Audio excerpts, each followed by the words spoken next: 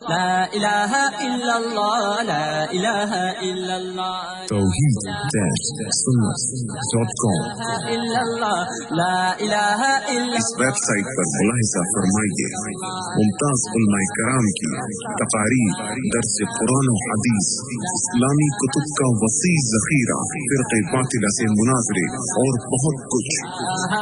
الا اللہ لا الہ الا اللہ أعوذ بالله من الشيطان الرجيم بسم الله الرحمن الرحيم تبت يدا أبي لهب وتب ما أغنى عنه ماله وما كسب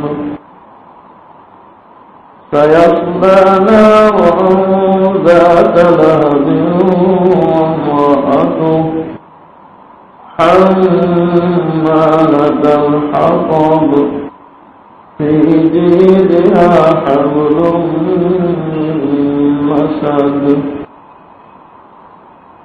ترجمہ: شروع اللہ کے نام سے جو بےحد مہربان نہایت رحم والا ہے۔ تبت یدا ابی لہب وتب،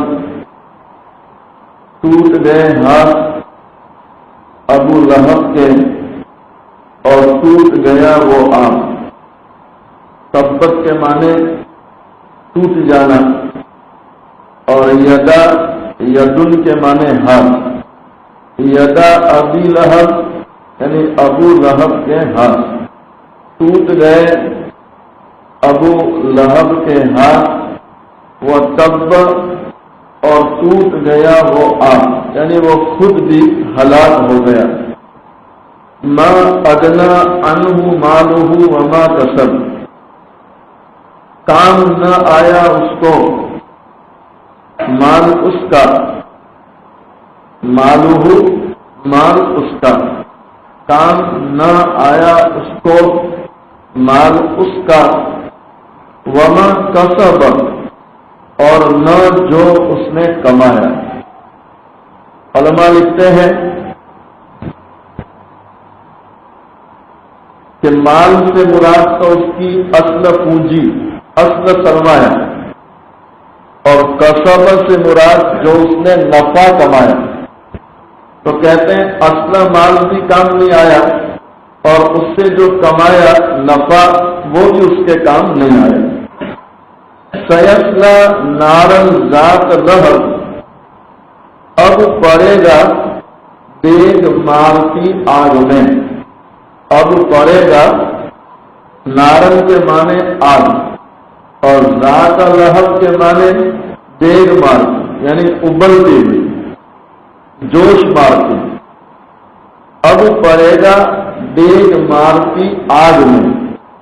وامرأتہ اور اس کی جورو بھی، امرأتن کے معنی بیوی، امرأتہ اس کی بیوی، وامرأتہ اور اس کی جورو بھی، اس کی بیوی بھی، حمالۃ الحطب جو سر پر لیے پھرتی ہے ایندھن، جو سر پر لیے پھرتی ہے ایندھن۔ الحطب کے معنی لکڑیاں۔ فی جیدہا حبل من مسد، اس کی گردن میں، فی جیدہا جید کے معنی گردن، فی جیدہا اس کی گردن میں، حبل رسی، حبل کے معنی رسی، من مسد ہے مونج کی، ہے مونج کی، جس کو اپنے بتی ہوئی رسی کہتے ہیں، کہ بتاتے ہیں، اور بتی ہوئی جو موٹی رسی بولتے ہیں۔ فی جیدہا حبل من مسد، اس کی گردن میں رسی ہے مونج کی۔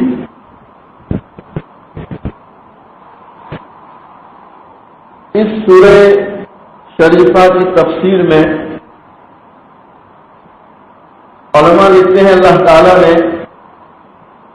ابو لہب جو نبی پاک صلی اللہ علیہ وسلم کا چچا ہوتا ہے، اس کا اور اس کی بیوی جس کا نام کتابوں میں ام جمیل آتا ہے، ان دونوں کا تذکرہ اللہ نے کیا ہے۔ ابو لہب اس کا اصل نام عبد العزا اور یہ جو ہے عبد المطلب کی اولاد میں سے تھا، اسی لیے علماء نے لکھا کہ چونکہ یہ اللہ کے نبی صلی اللہ علیہ وسلم کے والد گرامی حضرت عبداللہ ان کا حقیقی بھائی تھا، تو اب جو ہے یہ رشتے میں نبی پاک صلی اللہ علیہ وسلم کا حقیقی چچا ہوا، اس کا نام عبد العزا۔ اللہ تعالی نے قرآن میں جب اس کا تذکرہ کیا تو اس کا نام لے کر تذکرہ نہیں کیا، بلکہ جو اس کی کنیت تھی، اور کنیت تھی ابو لہب۔ ابو کہتے ہیں باپ کو، اور لہب کہتے ہیں آگ کا انگارہ، آگ کا شعلہ۔ کنیت کی وجہ تسمیہ کہ کیوں ابو لہب کہا جاتا تھا، تو علماء لکھتے ہیں کہ یہ عبد العزا بہت گورا تھا، یعنی چمڑی اس کی بہت گوری تھی، یہاں تک کہ دیکھنے میں لال ٹماٹر کی طرح نظر آتا تھا، جیسے آگ کا انگارہ جل رہا ہے، جیسے آگ کا انگارہ جلتا ہے اور ایک دم سرخ لال نظر آتا ہے، کہتے ہیں اسی طرح یہ عبد العزا جس کی کنیت ابو لہب ہے وہ دیکھنے میں ایک دم لال نظر آتا تھا، سرخی مائل تھا، اسی لیے لوگ اس کو نام سے نہیں پکارتے تھے، بلکہ آگ کا انگارہ یہ اس کا لقب بن گیا تھا، اس کی کنیت ہو گئی تھی کہ اتنا گورا ہے جیسے آگ کا انگارہ۔ یہ گویا دنیا ہی میں اس کو ایک گالی پڑتی تھی کہ لوگ اس کو نام سے نہیں بلاتے تھے بلکہ ابو لہب کی کنیت سے بلاتے تھے۔ رب العالمین نے جب ابو لہب کا تذکرہ کیا قرآن میں تو نام سے ذکر نہیں کیا بلکہ کنیت لائے، ابو لہب، تبت یدا ابی لہب، کنیت لائے۔ وجہ تو کہ اس کا جو نام ہے عبد العزا، تو عزا ایک بت کی طرف اشارہ ہوتا ہے، اور عبد کے معنی بندہ، تو نام میں شرک تھا کہ عزا نامی بت کا بندہ، تو اس کا جو نام تھا اس نام میں شرک تھا، مشرکانہ نام تھا، اور رب العالمین کو شرک سے انتہائی نفرت ہے، تو اللہ تعالیٰ نے جب قرآن میں اس کا تذکرہ کیا تو مشرکانہ نام سے تذکرہ نہیں کیا بلکہ اس کی کنیت سے تذکرہ کیا۔ علماء لکھتے ہیں کہ اللہ تعالیٰ کو سب سے زیادہ ناپسند اگر کوئی گناہ ہے تو وہ شرک ہے۔ مشرکین میں بے شمار معبود تھے، چنانچہ آپ تاریخ پڑھتے ہیں کہ خود کعبۃ اللہ یعنی کعبہ، اس کعبۃ اللہ میں 365 بت تھے، 365 بت۔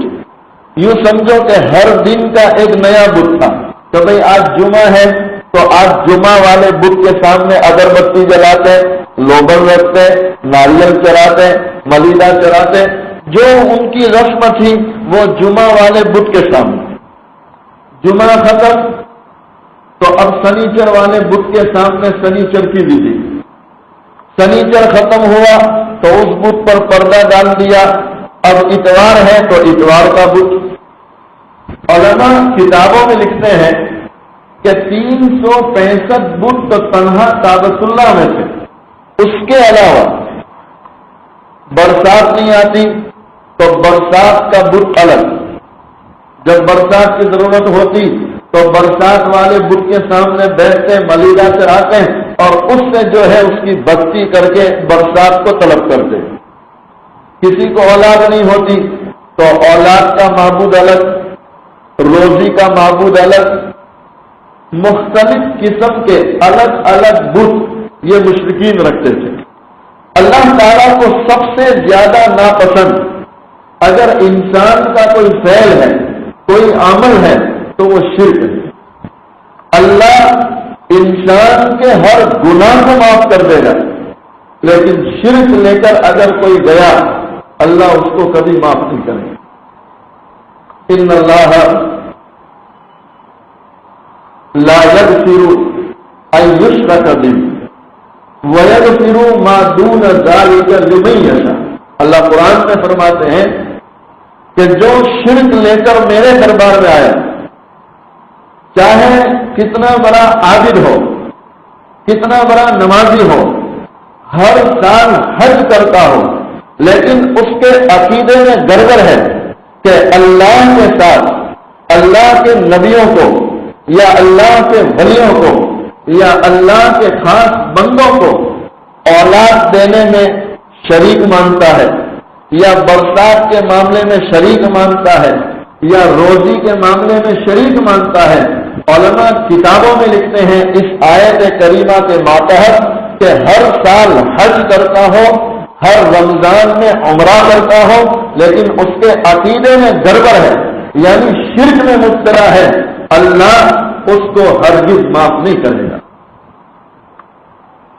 اس کے علاوہ وَيَغْفِرُ مَا دُونَ ذَلِكَ لِمَن يَشَاءُ کہ کوئی کتنا بڑا گنہگار ہو، چاہے زنا کرنے والا، شراب پینے والا، جوا کھیلنے والا، تکبر کرنے والا، برائی کرنے والا، چاہے کتنا بڑا گناہ، لیکن اللہ کی ذات میں، اللہ کی صفات میں کسی اور کو شریک نہیں کرتا. علماء لکھتے ہیں کہ اللہ اس کو معاف کر دے گا. آپ اہل عرب کی توحید دیکھیں. آج بھی جو لوگ حج کی نیت سے جاتے ہیں یا عمرے کی نسبت سے جاتے ہیں یا روزی کی نسبت سے عربستان جاتے ہیں، وہ وہاں جا کر عربوں کا ماحول دیکھتے ہیں کہ اہل عرب کی توحید یعنی حضور پاک صلی اللہ علیہ وسلم کے حجرے کے سامنے اگر کوئی یوں ہاتھ لے کر کھڑا رہے گا تو یہ عرب جلدی سے دوڑ کر آئے گا، اس کو پکڑے گا اور کعبہ کی طرف پھیر دے گا اور فوراً یوں کہے گا اللہ احد. فوراً کہے گا اللہ احد. اس اللہ کہ جو مانگنا ہے اللہ سے مانگ، اللہ کے سوا کوئی معبود نہیں. یہ ان کی توحید کہ وہ رب کے سوا کسی کے سامنے کوئی ہاتھ پھیلائے اس کو برداشت نہیں کرتے.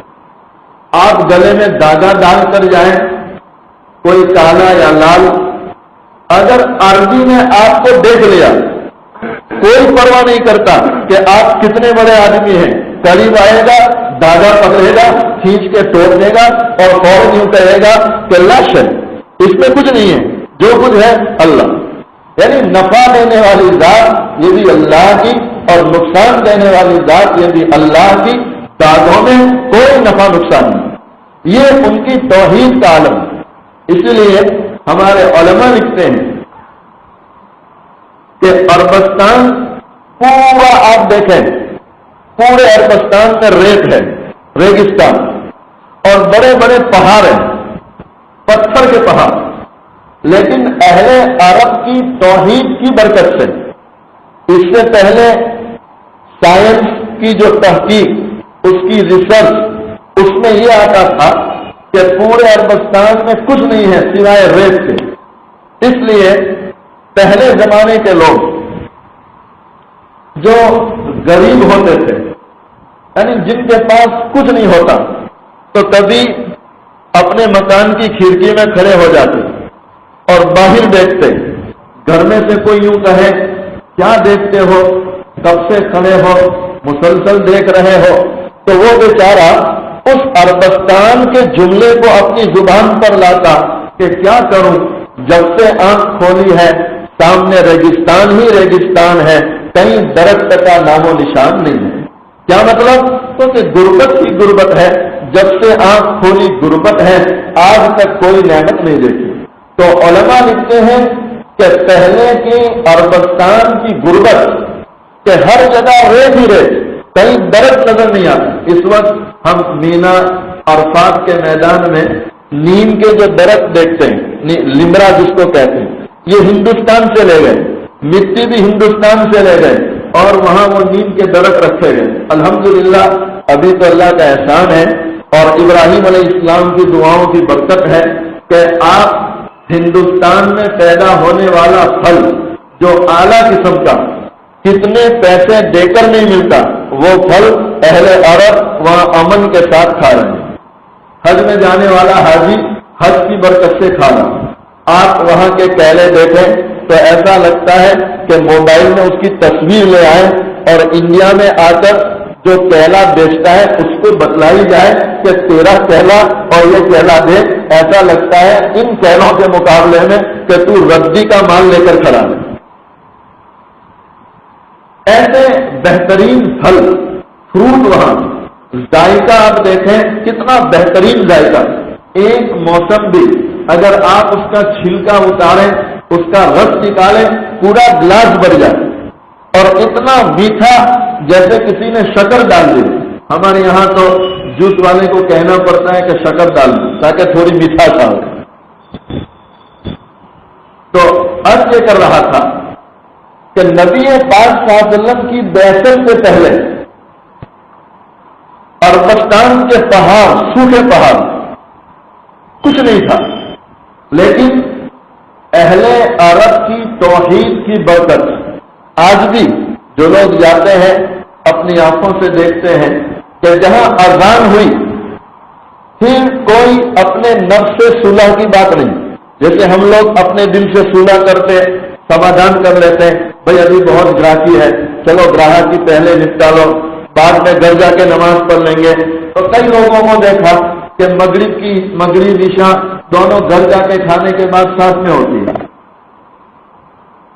ایک صاحب مجھے ابھی ملے تھے بدھ کے روز، کہنے لگے مولانا کیا کریں، ہوٹل پر ہر وقت بیٹھے رہتے ہیں، اتنی گراہکی آتی ہے۔ اچھا، آنے والی گراہکی کو تو یوں کہتا ہے کہ مولانا اللہ کی اتنی برکت ہے، اتنے گراہک آتے ہیں کہ فرصت ہی نہیں ملتی۔ حالانکہ علماء لکھتے ہیں کہ نماز چھوڑ کر جو روزی آئے یہ اللہ کا فضل نہیں ہے، یہ تو اللہ کی طرف سے فقر کی علامتیں ہیں کہ اللہ تمہیں روزی دے رہا ہے اور اس روزی میں تمہاری نمازیں قضا ہو رہی ہیں۔ وہ کہہ رہا ہے کہ دن بھر ہوٹل میں رہتا ہوں، فرصت ہی نہیں ملتی، تو گھر جاتا ہوں اور گھر جا کے اتنا تھک جاتا ہوں کہ دری بچھائی ہوئی ہے سٹنگ روم میں تو وہاں تکیا ڈال کے سو جاتا ہوں۔ پھر بیوی آتی ہے، وہ مجھے اٹھاتی ہے، ارے کم سے کم 4 فرض پڑھ لو، تو پھر میں اٹھتا ہوں اور بڑی سستی کے ساتھ 4 رکعت فرض پڑھتا ہوں، یعنی سستی کے ساتھ 4 رکعت فرض پڑھتا ہے، اس کو بھی وہ احسان مانتا ہے۔ یہ حال ہے اس امت کا۔ اس کے مقابلے میں اہل عرب کو دیکھیں آپ، جہاں اذان ہوئی سارا کام ایک طرف، اگر موٹر بھی چلاتے ہیں ایک طرف گاڑی کر دیں گے، ان کی گاڑی میں مسلح ملے گا، کچھ نہ ملے لیکن مسلح ملے گا۔ ہماری گاڑیوں میں کچھ نہ ملے لیکن یہ اس میں جو سی ڈی ٹیپ رہتی ہے اور گانوں کی کیسٹ یہ ضرور ملے گی، چاہے کچھ نہ ملے، لیکن یہ کم سے کم درجے میں ملتا ہے، اور سی ڈی نہ ملے تو کم سے کم ریڈیو سسٹم کا فٹنگ یہ ضرور ہوتا ہے، کیونکہ بیچاروں کو لمبا سفر کرنا ہوتا ہے، وقت جو ہے زیادہ نہیں، تو یہ لوگ اس طرح ٹائم پاس کرتے ہیں۔ میں نے بہت سی جگہ کہا ہے کہ اچھے خاصے ایسے لوگ جو شہر میں اچھے مانے جاتے ہیں تو شہر میں تو ان کی گاڑی میں بیان اور قرات چلتی ہے، لیکن جب مین سڑک پہ لگ گئے نیشنل ہائی وے پر کہ جہاں اب نیشنلٹی مل جاتی ہے، کوئی دیکھنے والا نہیں شہر کا اور کسی کو پتہ بھی نہیں چلتا، تو اب ان کی گاڑی کے گلاس اوپر آ جاتے ہیں، اے سی چالو ہو جاتا ہے اور پھر اندر دھماکے شروع ہو جاتے ہیں، کسی کو پتہ نہیں۔ اللہ ہماری پوری حفاظت فرمائے۔ توحید-sunnah.com اچھا، اور باتیں ذہن میں آ رہی تھی لیکن پھر یہ تفصیل رہ جائے گی۔ اہل عرب کی بات کر رہا تھا کہ اہل عرب اذان ہو گئے، پھر کوئی دل سے سمادھان نہیں، جیسے اذان ہوئی مصلی بچھا دیں گے، نماز پڑھ لیں گے۔ اکثر عربستان میں جو لوگ جدہ ریاض وغیرہ جاتے ہیں دیکھا ہوگا کہ جہاں جہاں پیٹرول پمپ بنائے انہوں نے، ہر پیٹرول پمپ پر انہوں نے کھانے پینے کا انتظام اور عبادت خانے کا انتظام کیا ہے۔ ہر پیٹرول پمپ پر یہ مسجد بناتے ہیں۔ ان کی عادت ہے کہ پیٹرول ڈالنے کے لیے بھی جائیں گے، نماز کا وقت ہوگا پہلے نماز پڑھ لیں گے، پھر آگے سفر کریں گے۔ میں نے اپنی آنکھوں سے دیکھا، کوئی بھی عرب چاہے اذان سے کتنا بھی پہلے آ جائے، مسجد میں آئیں گے، 2 رکعت تحیت المسجد پڑھیں گے، آتے نماز پڑھنے کے بعد کوئی کسی سے بات نہیں کرتا، سیدھے قرآن شریف لیں گے اور پڑھنا شروع کر دیں گے۔ ہمارے یہاں ایسا لگتا ہے کہ مسجد میں کوئی اپنے ساتھی کو دیکھ لے تو سمجھتا ہے چلو ٹائم پاس ہو جائے گا۔ مسجد میں بھی ٹائم پاس کی فکر، لوگ دنیا کی باتیں کرتے ہیں، حالانکہ نبی پاک صلی اللہ علیہ وسلم نے حدیث مبارکہ میں فرمایا کوئی مسجد میں بیٹھ کر دنیا کی باتیں کرتا ہے تو اس کی نیکیاں اس طرح برباد ہو جاتی ہے جیسے سوکھی لکڑی کو آگ جلا دیتی ہے، اس طرح اس کی نیکیاں برباد۔ لیکن ہمارے یہاں مسجد میں بھی دنیا کے تذکرے، دنیا کی باتیں ہوتی رہتی ہیں۔ اہل عرب مسجد میں آ گئے، کوئی بات نہیں، سیدھے قرآن شریف لے کر پڑھنا شروع کر دیں، قرآن پڑھتے رہیں۔ ایک عجیب بات جو ان کے خاندانی اوصاف اور جو ان کی طبیعت بن گئی، مجھے یاد ہے، شاید میں نے کبھی پہلے سنایا تھا، ایک عربی جدہ سے اپنی کار لے کر نکلا، سڑک کے ایک کنارے ہمارا ہندوستانی اپنی بیوی بچوں کے ساتھ کھڑا ہے، عرب نے اس کے پاس جا کر گاڑی روک دی، پوچھا بھائی کہاں جانا ہے؟ اس کو جانا تھا مکہ المکرمہ جدہ سے، تو اس نے یوں کہا عربی سے کہ جہاں سے مکہ کی بس ملتی ہے وہاں پہنچا دو۔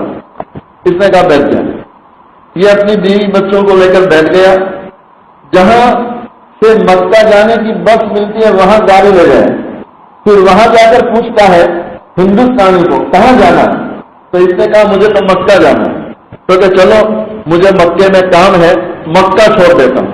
یہ ان کی جو طبیعت ہے، ان کے جو فطری اوصاف۔ ہمارا حال تو یہ ہے کہ گاڑی ہماری خالی ہو، اپنے علاقے کے انسان کو دیکھیں تب بھی ہم بریک نہیں مارتے، کیا بھی خاموں کا بیٹھ جائے گا۔ پتہ نہیں دل اتنے تنگ ہوتے جا رہے ہیں، اپنے بھائی کی دل میں جگہ ہونی چاہیے، بجائے جگہ ہونے کے دل میں تنگی آ رہی ہے۔ لوگ راستہ بدل لیتے ہیں کہ ابھی ملے گا تو پوچھے گا کہ گاڑی لے کر آئے، تو کہ ہاں، تو پھر اس کو لے کے جانا پڑے گا۔ تو اگر کہیں میت میں ملاقات کا موقع بھی ہو تو ملاقات نہیں کرتے کہ لے کے جانا پڑے گا۔ دلوں کی تنگی، دل اتنے چھوٹے ہوتے جا رہے ہیں۔ اللہ تعالی ہمیں ان ہمارے بڑوں کے واقعات کو سن کر یہ اوصاف اپنے اندر پیدا کرنے کی توفیق نصیب فرمائے، جو اصل میں ہمدردی اور غمخواری ہے، کیونکہ رمضان کا مہینہ یہ غمخواری کا مہینہ، ہمدردی کا مہینہ۔ اس نے یوں کہا کہ میں مکہ ہی جا رہا ہوں، آپ بیٹھے رہو. تو جدہ سے ڈائریکٹ مکہ پہنچا ہے. جب مکہ پہنچ گئے تو عربی نے ان سے پوچھا بھائی مکہ میں کون سی گلی میں جانا ہے، کہاں جانا ہے؟ تو اس نے کہا کہ فلاں گلی میں فلاں جگہ جانا ہے. تو عربی ڈائریکٹ ان کو اس جگہ لے گیا، کہا یہ جگہ، تو کہ ہاں وہاں جا کے ان کو اتار. جب یہ ہندوستانی بیوی بچوں کو لے کر اتر گیا تو اس نے جیب سے پیسے نکالے اس کو کرایہ دینے کے لیے. تو اس نے کہا لا للہ، فقط پیسے نہیں چاہیے، یہ تو صرف اللہ کے لیے. تو اب ہندوستانی نے سوال کیا کہ بھائی آپ تو مکہ آ گئے، اب کہاں جاؤ گے؟ تو کہا اب میں جدہ واپس جاؤں گا. اب جدہ واپس جاؤ گے؟ آپ تو کہہ رہے تھے مکے میں مجھے کام ہے، تو کام نہیں کرنا. کہا نہیں، میرا کام یہی تھا کہ تمہیں جہاں جانا ہے بس وہاں مجھے آپ کو اتارنا تھا. کہا کیا بات کرتے؟ تو کہ ہاں، جس وقت میں گاڑی لے کر نکلا میں نے آپ لوگوں کو سڑک پر دیکھا تو اللہ سے میں نے وعدہ کیا تھا اے اللہ تیرا یہ بندہ اور یہ اس کی بیوی اور یہ بچے جہاں جانا چاہتے ہیں میں تیری رضا کے لیے ان کو وہاں پہنچا دوں گا. تو نے کہا کہ مکہ جانا ہے تو یہی میرا کام ہو گیا، میں نے تجھے یہاں پہنچا دیا. بس یہ عمل میرا صرف ایک اللہ کی رضا کے لیے. یہ ان کے فطری اوسط. جو لوگ عربستان جاتے ہیں دیکھتے ہیں خاص طور پر عربوں کی سخاوت، ان کی ہمدردی دیکھنی ہو تو رمضان کا مہینہ، بڑے بڑے عرب یعنی جو ارب پتی، کروڑ پتی نہیں، ارب اور خرب پتی، کہ جن کے یہاں پیسوں کی کوئی گنتی نہیں، لیکن ہمارا ہندوستانی حاجی یا ہمارا ہندوستانی جو عمرہ کرنے جاتا ہے پہلے یہ تھا کہ بازو پکڑ کے دسترخوان پر لے جاتے تھے، لیکن اب ان کی عادت یہ دیکھی گئی کہ اس سے بھی زیادہ تواضع کہ ہمارے ہندوستانی کے چپل پکڑ لیتے ہاتھ میں. اب آپ ذرا سوچیں کہ کروڑ پتی انسان ہمارے ہندوستان کا ادنا آدمی، غریب آدمی، اس کی جوتی چپل لے لے، کبھی سر پہ رکھ دیتے، کہا نہیں چلو میرے ساتھ، اور وہ اس کا دسترخوان جہاں لگتا ہے وہاں لے جا کر دکھائے گا اور اس کو افطاری کراتا ہے. اور افطاری میں سمجھتا ہوں کہ ہم لوگ پیسے خرچ کر کے بھی وہ کھجور لانا چاہے تو ملتی نہیں. ابھی ہم نے بمبئی میں تلاش کی لیکن وہ کھجور نہیں ملی، وہ جو رس والی کھجور آتی ہے یعنی عمدہ کھجور، رس بڑی کھجور رہتی ہے جو بہت مہنگی ملتی ہے. یہ عرب وہ عمدہ کھجور اور گھر سے قہوہ وغیرہ بنا کر لاتے ہیں. ہمارے ہندوستانی لوگوں کو ان کی جوتی چپل پکڑ لیتے ہیں، دسترخوان پر لے جاتے ہیں، عمدہ کھجور سے افطاری کرائیں گے اور افطاری کرانے کے بعد اوپر سے احسان مانتے ہیں کہ تیرا احسان ہے کہ تو نے میرے دسترخوان پر افطاری کی. اور یہ ان کے فطری اوصاف، خاندانی اوصاف. علماء لکھتے ہیں کہ اہل عرب کی اسی توحید اور انہی اعلیٰ اخلاق کی وجہ سے عربستان کے پہاڑ جو مٹی اور پتھر کے تھے، اس وقت سائنس کی تحقیق ہے کہ وہ سارے کے سارے پہاڑ سونے کے ہیں. اس میں اللہ نے سونا بنا دیا، خصوصاً احد پہاڑ وغیرہ کہ جو سونے سے بھر چکے ہیں. علماء نے اس میں لکھا تفسیر کی کتابوں میں کہ یہ توحید اور ان کے اعلیٰ اخلاق کی برکت ہے کہ جو پہاڑ مٹی اور پتھروں کے تھے اس وقت سونے کے بن گئے. اور ہم لوگ ہماری اخلاقی گراوٹ اور توحید کا تو پوچھنا ہی کیا کہ دادوں کے بھروسے پر دکان چلتی ہو اور تعویذ کے بھروسے پر روزی کا معاملہ ہو تو وہاں تو مسئلہ ہی نہیں آتا توحید کا. تو ہمارے یہاں یوں سمجھو کہ ہندوستان سونے کی چڑیا مانی جاتی تھی، اس وقت پھانپے پڑ رہی. یہ شرک کی نحوست کہ اللہ کو تو ایک مانتے ہیں لیکن اس کے جو صفات ہیں صفات میں ہم لوگ شرک میں مبتلا. کم سے کم درجے کا شرک جو ہمارے بزرگوں نے لکھا کہ کسی نے بریانی کھا لی چکنی اور ذرا پیٹ میں گڑبڑ ہوئی تو سیدھے اس کی نگاہ بریانی پر، یار آج میں نے ساتھیوں کو منع کیا تھا مت کھلاؤ، لیکن انہوں نے بہت کھلا دیا، جس کا یہ نتیجہ کہتے ہیں یہ ہلکا سا شرک، اور اللہ کو یہ بھی پسند نہیں۔ اللہ تو بس یہ چاہتے ہیں میرے بندوں نفع نقصان سب میرے درجے میں، ہاں اسباب کے درجے میں ساری چیزیں الگ ہے، اس کی تفصیلات الگ ہیں۔ جہاں تک توحید کا مسئلہ ہے تو وہاں یہ باتیں بیان کی جاتی ہیں۔ خیر، عرض کر رہا تھا کہ رب العالمین اللہ کو شرک سب سے زیادہ ناپسند، اس لیے قرآن میں اللہ نے اعلان کر دیا کہ ان اللہ لا یغفر ان یشرک بہ، کہ اللہ کی ذات صفات میں کوئی شرک کرے اللہ اس کو کبھی معاف نہیں کرے۔ اس کے علاوہ بڑے بڑے گنہگار جیسے حضرت فضیل بن عیاض رحمۃ اللہ، ایک زمانے کے ڈاکوؤں کے سردار، تنہا ڈاکو ہوتے تب بھی بری بات تھی کہ بھائی ڈاکہ زنی کرتے ہیں، لیکن ڈاکہ زنی نہیں، ڈاکہ زنی کرنے والوں کے امیر ان کے سردار ہیں۔ علماء لکھتے ہیں کہ جہاں وہ خیمے ڈال کر جنگل میں رہتے تھے، کسی کی مجال نہیں کہ رات کو اس راستے سے گزر جائے، جو بھی رات کو اس راستے سے گزرا اس کو ان کے آدمی لوٹ لیتے تھے۔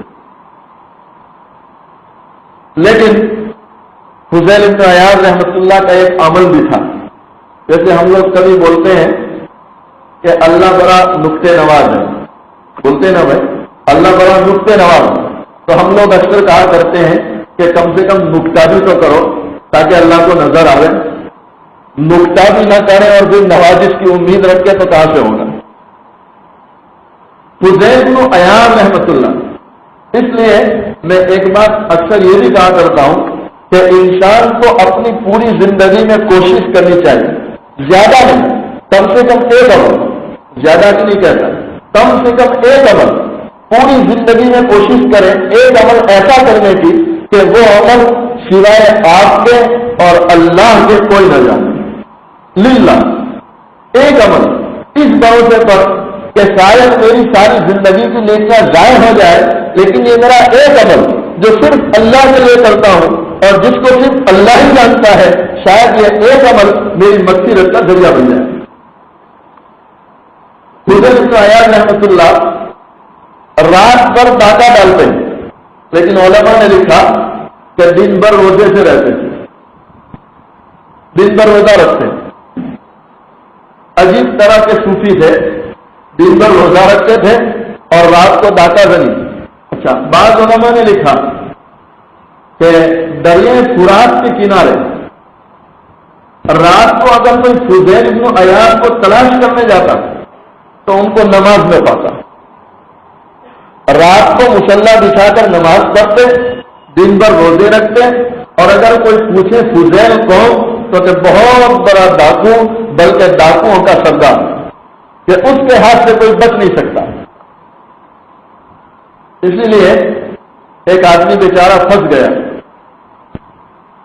علماء نے کتابوں میں لکھا، شیخ فرید الدین عطار رحمۃ اللہ جو بہت بڑے اللہ کے ولی گزرے ہیں، انہوں نے اپنی کتاب تذکرہ اولیاء، ایک موٹی سی کتاب ہے اردو میں تذکرہ اولیاء، جس میں تابعین کے بعد آنے والے بڑے بڑے اولیاء کرام کے حالات ذکر کیے ہیں۔